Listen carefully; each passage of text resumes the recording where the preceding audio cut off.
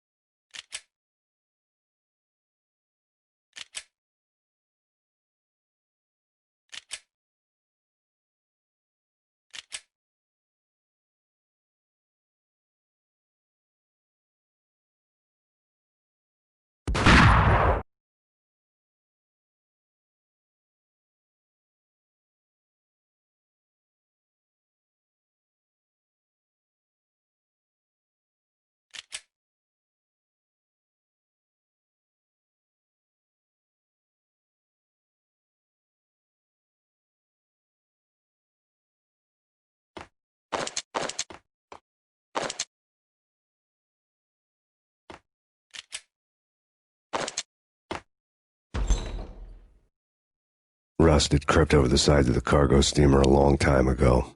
Boris Dime would be on board. I'd have to smoke half of his crew to even get near the gangplank.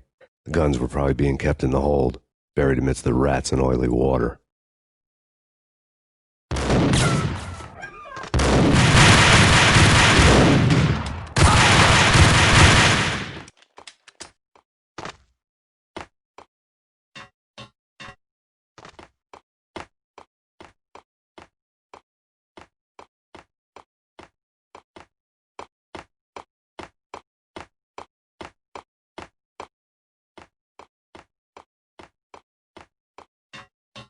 Hold it!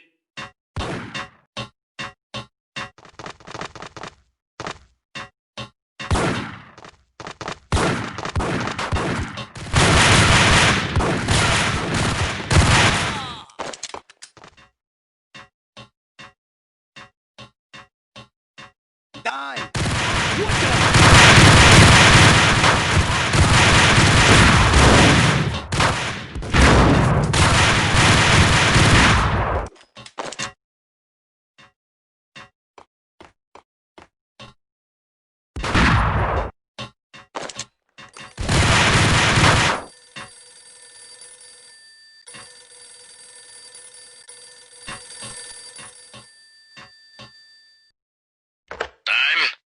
Angelo Puccinello here. Angie, tell me, how much did Dime cost you? I bet it was more than his name. Max Payne. Right the first time. You're dead, punk.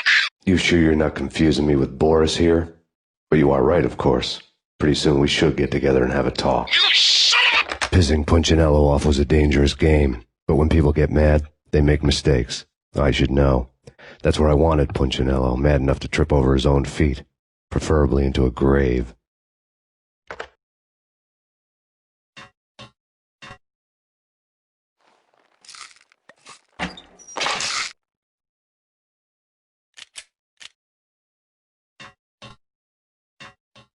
Dime! Dime!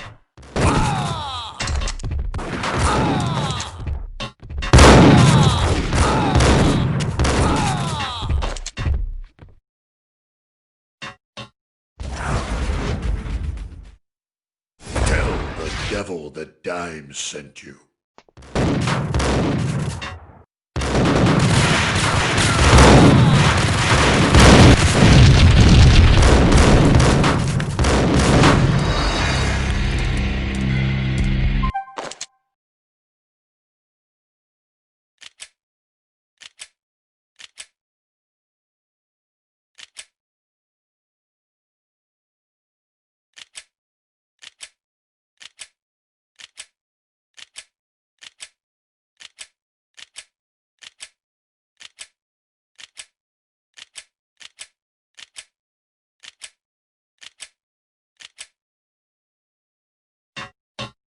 Dime!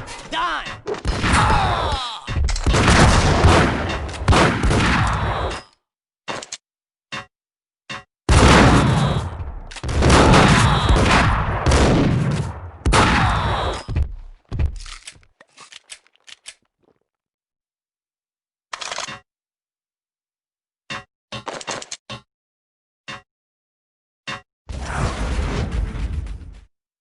Tell the devil that Dime sent you.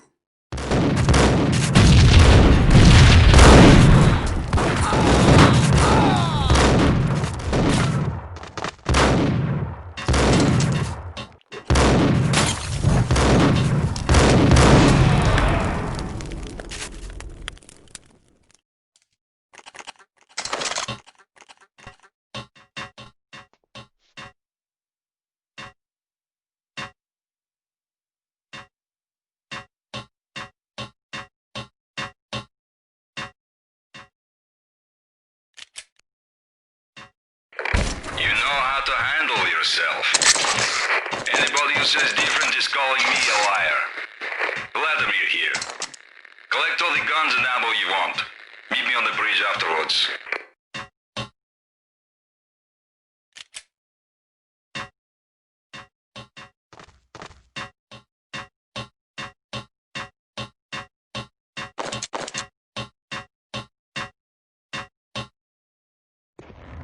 Did you get everything you need? Check. I owe you. Anything you need. This is my solo. When I'm through, Punchinello won't be anybody's problem anymore. Clear as vodka. But anytime you get between a rock and a hard place, just whistle.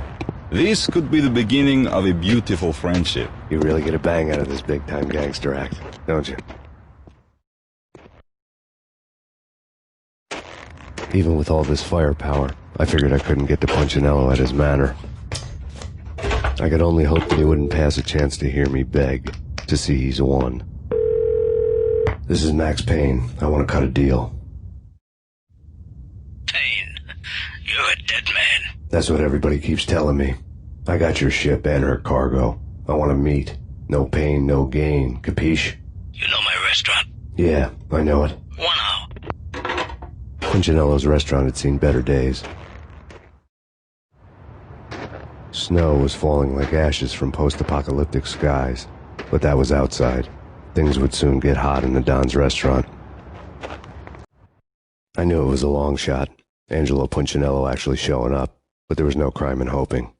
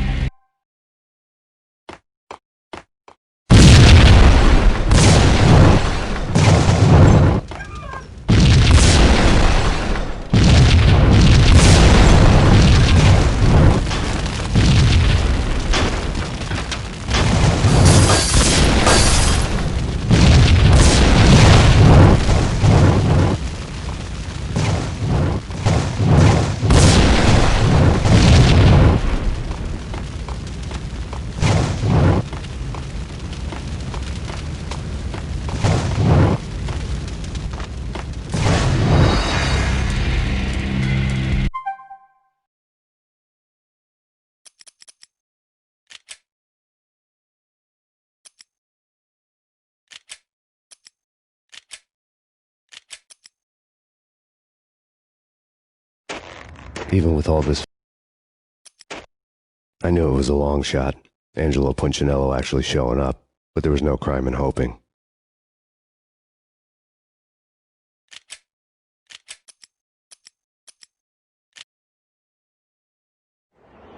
The night groaned with cold. The garden lights flickered nervously. In their light, the falling snow was dead white before the darkness ate it up. I had heard the stories. The trio were mad dogs. They'd have hung the heads of their enemies over the manor gates if the capo had only let them. Punchinello wanted Payne. He'd see the pain. The trick in my situation was that there was no trick, no matter what the movies tell you. No rules, no secret mantra, no roadmap. It wasn't about how smart or how good you were. It was chaos and luck, and anyone who thought different was a fool. All you could do was to hang on madly, as long and as hard as you could. Someone had graciously left the back door open for me and killed the guards. My money was on Mona. I knew the trio would be standing between me and Punchinello. I had read their rap sheets, thick as phone books. No one would be walking out of here alive. The numbing cold of the broken night had followed me in. Upstairs, the trio tangoed down the manor halls to the silent rhythm of their murderous hearts, the blood of their victims rust on their lips. Vince Mignano, Pilot Providence, a.k.a. Big Brother, and Joe Deadpan Salem. The pistol was a frozen lump in my hand, piercing the skin, gnawing me to the bone.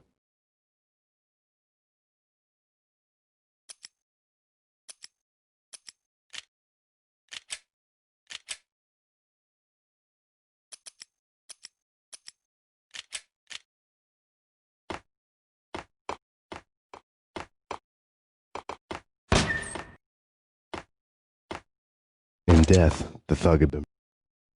Someone hadn't enjoyed the Don's hospitality. Someone with a flair for the dramatic. Someone who had let herself out of a locked cell and past a couple of armed guards. My thoughts were on Mona again. I could only hope she was a good enough gambler to walk away while she was still winning, before she'd run into the trio.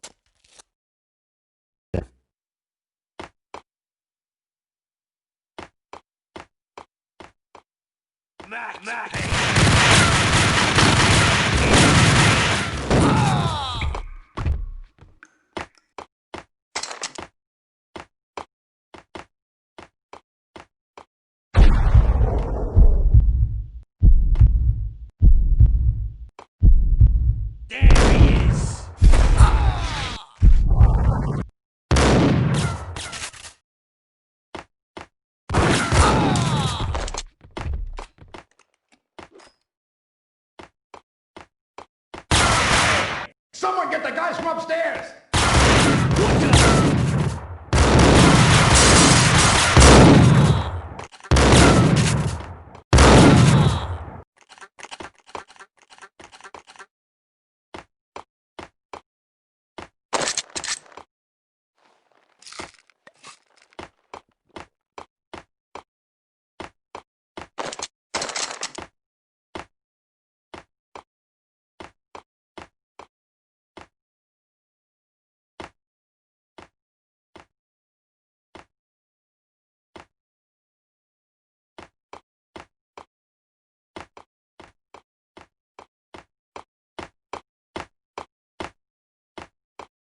Pilot, he's here!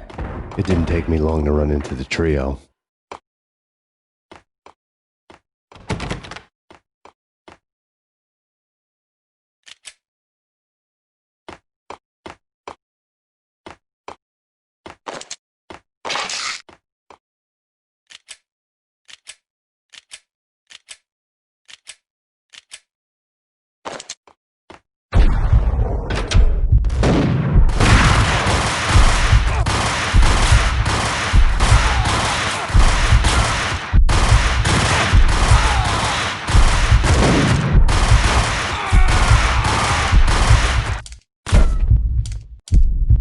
One down, two to go.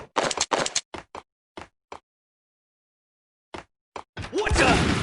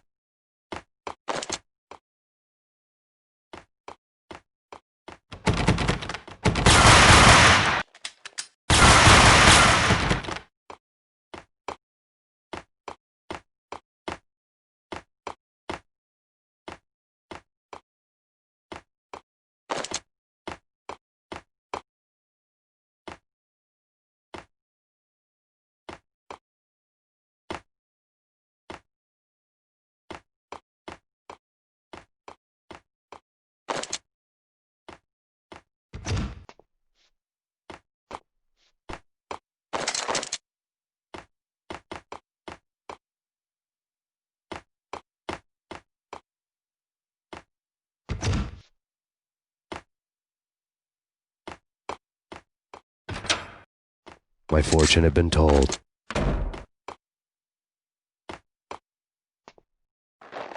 The word on Lisa Punchinello was that she was a bit of a witch. The tarot cards on the kitchen table fit the picture.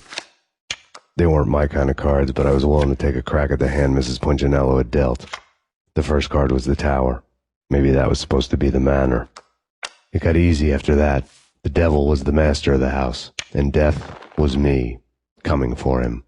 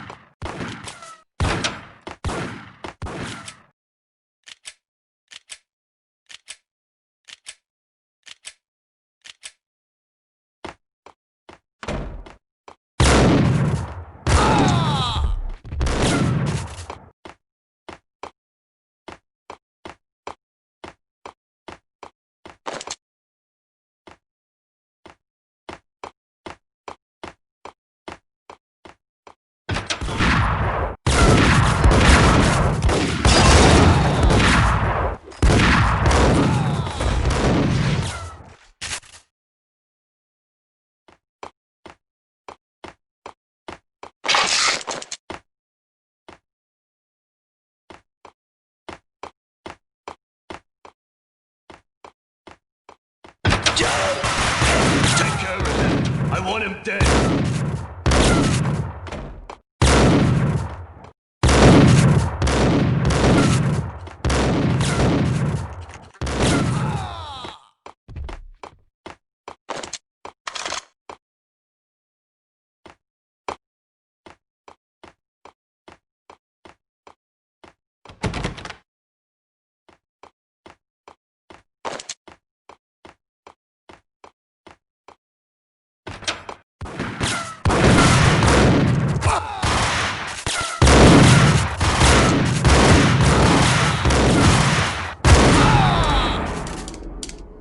Two down, one to go.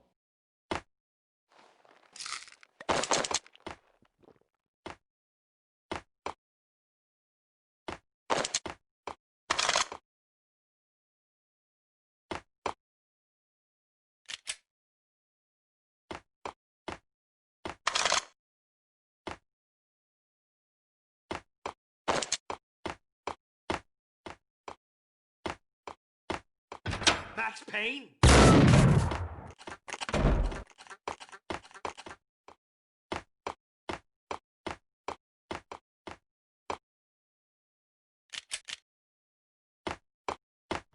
Don't stop at him! This'll stop anything. Take cover.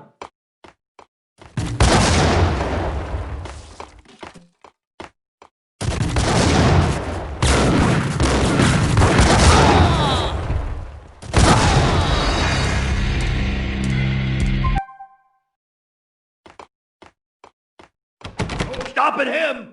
This'll stop anything. Take cover.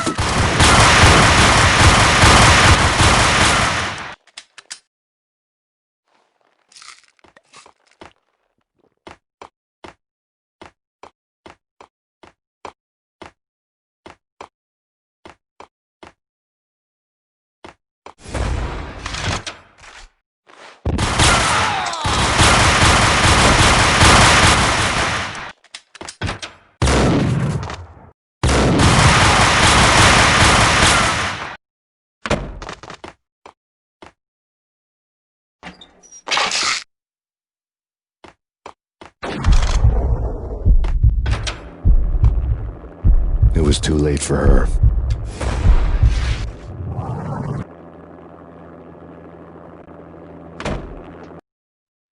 You're a real angel, Max. I couldn't tell whether it was Mona or her sister. The body was a mess. The sick bastard had really gotten a kick out of it. Seeing her lying there got me thinking about another woman's body on another bed. Got me thinking about a fallen cradle.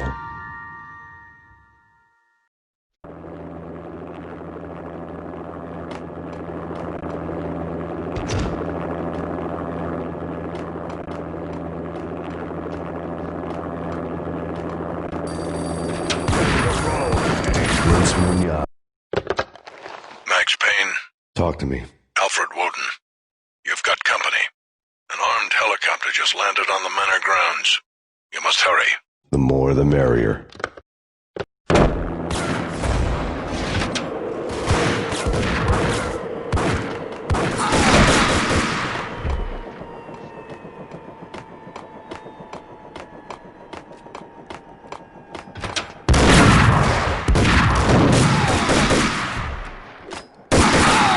Punchinello's trio was done for.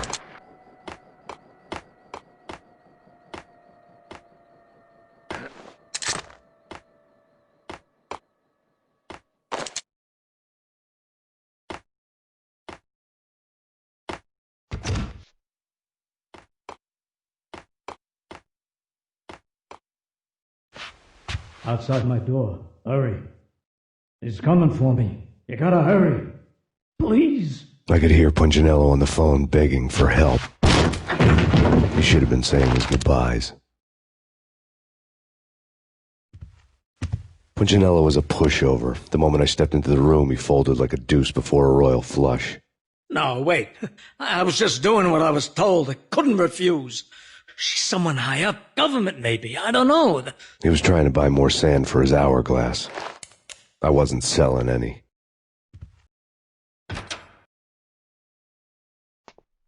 No, I told him not.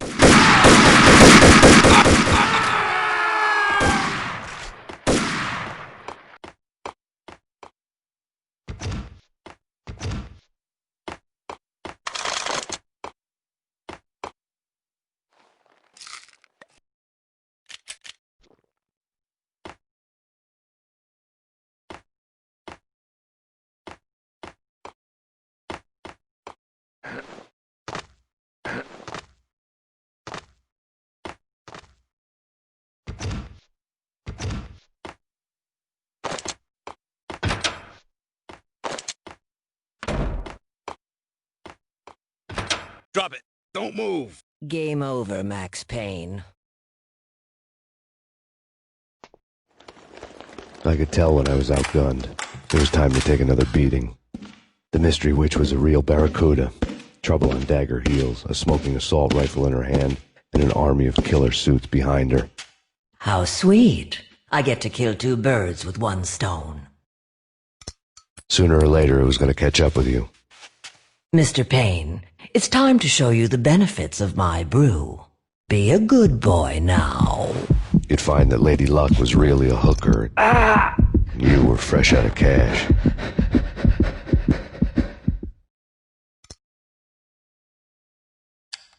Gentlemen, we're done here. Take me to Cold Steel. She had just given me an OD of Valkyr. I could feel green fire eating my brains. They turned to steam. They did a fade on me. I'd never had a chance. The witch had got me just as sure as if she put a gun to my head and pulled the trigger.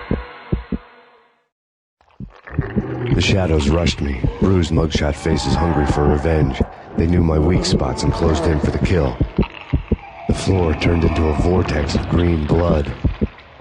I fell. The flesh of fallen angels.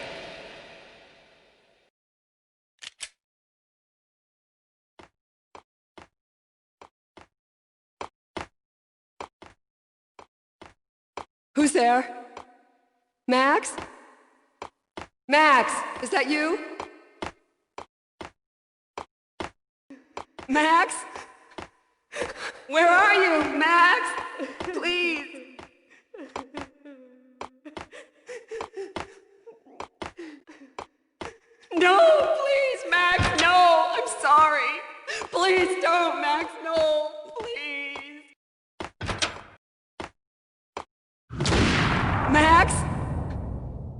Where are you, Max? Please. The letter was staring at me.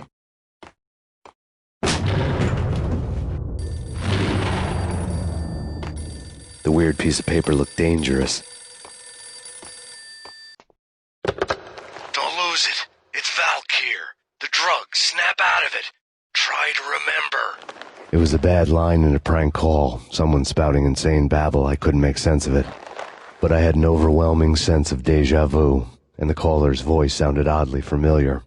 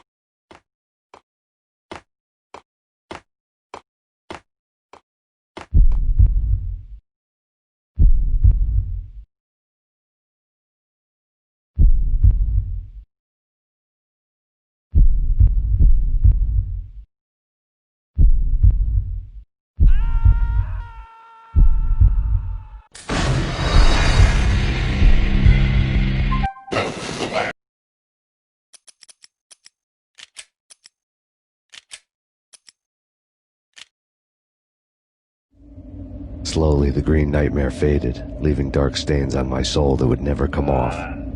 I felt like flatlining. I was all shook up. I woke up in a cold sweat, sick and tired to the bone, lying in a puddle of my own puke. The hag had said take me to Cold Steel before it had all gone crazy. It was a clue. The only one I had. It took me forever to crawl back to my feet and hit the road, but when I did, I drove straight to Cold Steel Foundry outside the city. There was a whole lot of action around the place for a freezing winter night. Trucks coming and going, men running. I had the drop on the mystery witch. She thought I was dead. I was on her blind side. I was going in. The bad trip had put me in a crazy mood, adrenaline pumping through my aching veins.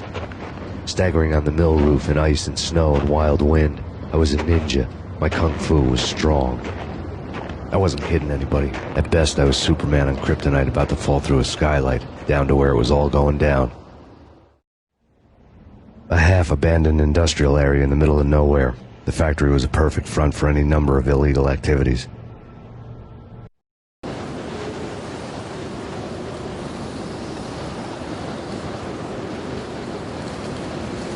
In the belly of the plant, molten metal boiled and bubbled like a witch's brew.